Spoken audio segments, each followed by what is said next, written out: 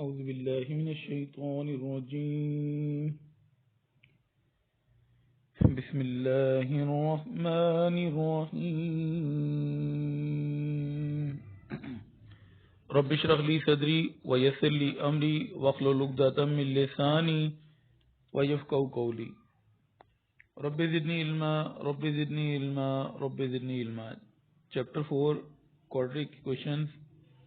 सबसे पहले इसके नेचर ऑफ रूट्स को हम क्या करते हैं, डिस्कस करते हैं, जो हमने एक्सरसाइज का मेन टॉपिक है। Nature of roots of a quadratic equation. We know that the roots of the quadratic equations. Quadratic equation क्या होती है? A x square plus b x plus c is equal to 0 और ए 0 के equal नहीं होना चाहिए, क्योंकि अगर ए 0 हो जाएगा तो एक्स स्क्वायर की टर्म खत्म हो जाएगी। तो अगर एक्स स्क्वायर की पावर 2 हो या वेरिएबल कोई भी हो उसकी पावर 2 हो तो उसको क्वाड्रेटिक इक्वेशन बोलते हैं। अगर एक्स स्क्वायर ही खत्म हो जाएगा तो ये क्वाड्रेटिक इक्वेशन नहीं रहेगी।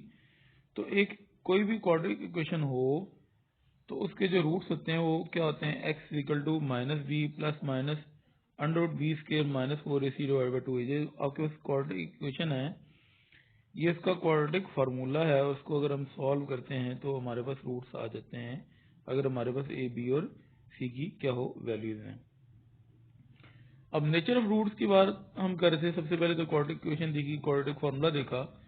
Nature of roots of the quadratic equation depend upon the value of expression b square minus 4ac। अगर बी स्क्वायर माइनस 4ac ये इसके ऊपर आपका नेचर ऑफ रूट क्या करेगा? डिपेंड करेगा। इसको हम डिस्क्रिमिनेंट के नाम से जानते हैं।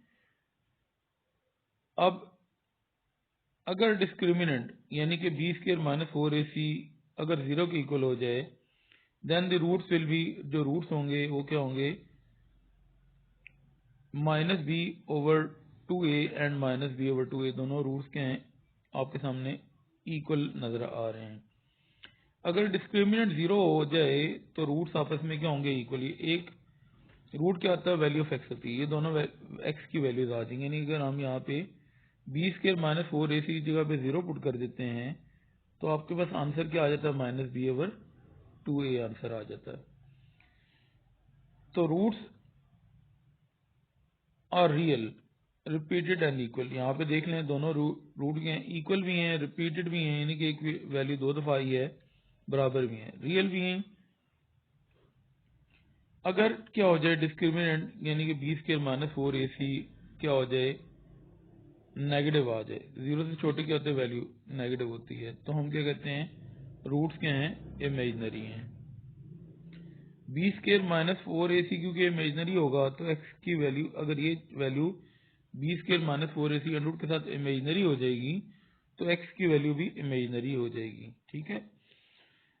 थर्ड केस क्या है? If b square minus 4ac positive आ जाए, तो अगर ये b square minus 4ac positive आ जाता है तो रूट्स क्या हो जाते हैं? रियल हो जाते हैं और डिस्टिंक्ट हो जाते हैं, अनइक्वल भी हो जाते हैं। रूट्स ना रियल होंगे, मतलब रियल भी होंगे, डिस्टिंक्ट भी होंगे और अनइक्वल भी होंगे। डिस्टिंक्ट का मतलब अलग अलग होंगे, दोनों वैल्यूज अलग अलग होंगी। अनइक्वल जब बराबर ही नहीं है तो अनइक्वल ही होंगे। डिस्टिंक्ट का मतलब अनइक्वल, यानी कि अगर एक वैल्यू 1/2 है तो दूसरी वैल्यू 2 होगी, दोनों बराबर नहीं होंगी, डिस्टिंक्ट भी हो गए, अनइक्वल भी हो गए। अच्छा, अगर क्या हो जाए, यहाँ पे देख लें, परफेक्ट स्केयर आ जाए अगर बी स्केयर माइनस 4ac तो रूट्स क्या होंगे? रैशनल होंगे। अगर ये परफेक्ट स्केयर नहीं होगा, अदरवाइज का मतलब क्या है? अगर b square minus 4ac perfect square आ जाए तो रैशनल है। अदरवाइज का मतलब है कि अगर b square minus 4ac perfect square ना हो तो रूट्स आर इररेशनल। ये सारी कंडीशन हैं या प्रॉपर्टीज हैं या क्या है, नेचर ऑफ रूट्स इनको हम कह देते हैं। अब यहाँ पे हम क्वेश्चन नंबर 3 को डिस्कस करें। Show that roots of the following equation will be rational. हमने क्या प्रूव करना है? रूट्स को रैशनल प्रूव करना है। रैशनल के लिए मेरा टारगेट क्या होना चाहिए?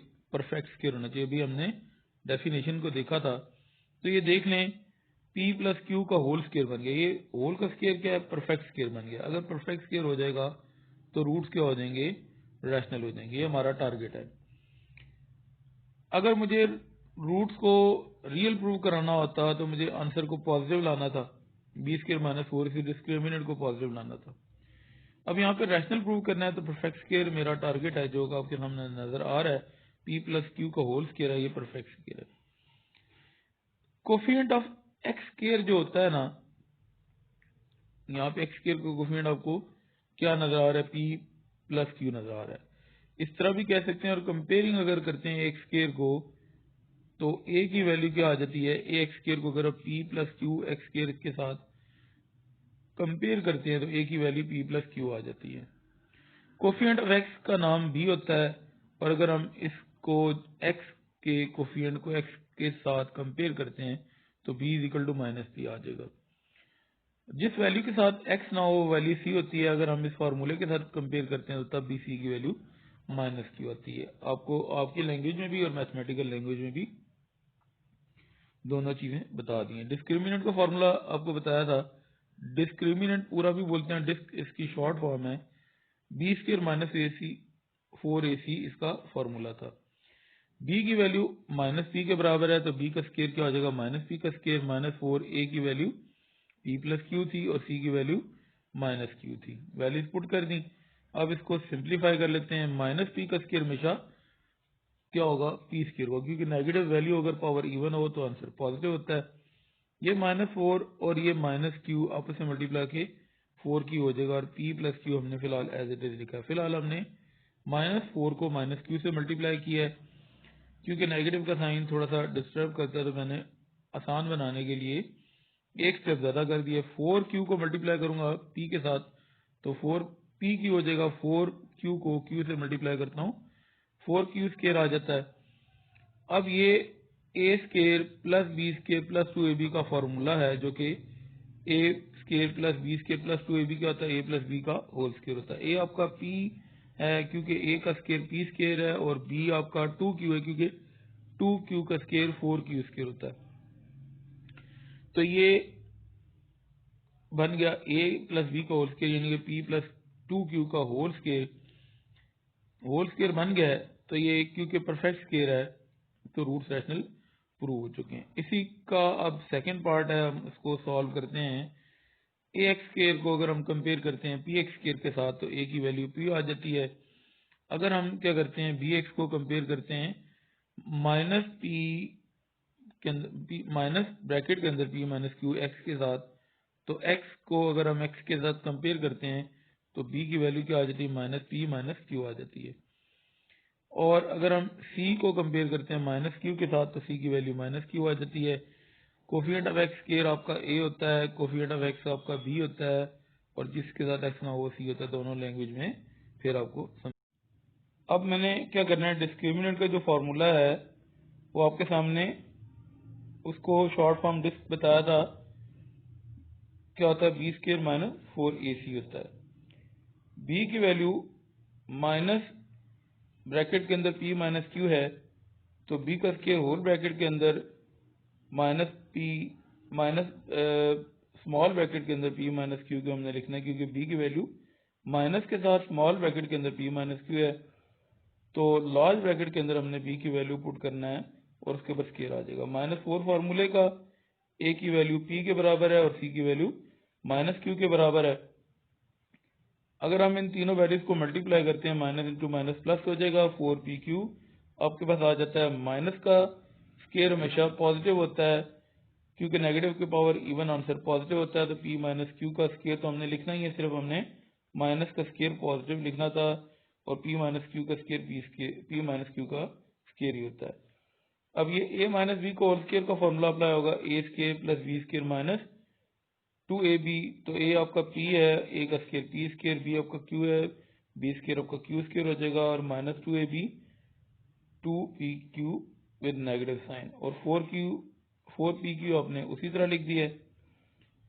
अब अगर आप देखते हैं 4pq में से 2pq माइनस कर दें या माइनस 2pq में 4pq ऐड कर दें तो 2pq आपके पास आ जाता है।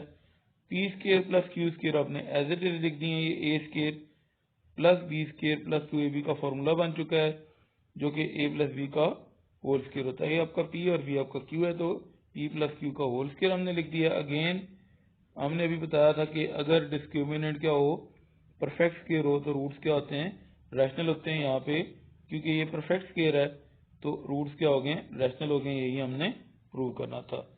तो आखिर में ये कहूँगा कि मेरे चैनल को लाइक, सब्सक्राइब और दूसरों के साथ शेयर करना मत भूलें। इल्म फैलाने में नेकी का जरिया बने, और फॉरवर्ड करना कोई इतना खास मुश्किल काम नहीं है।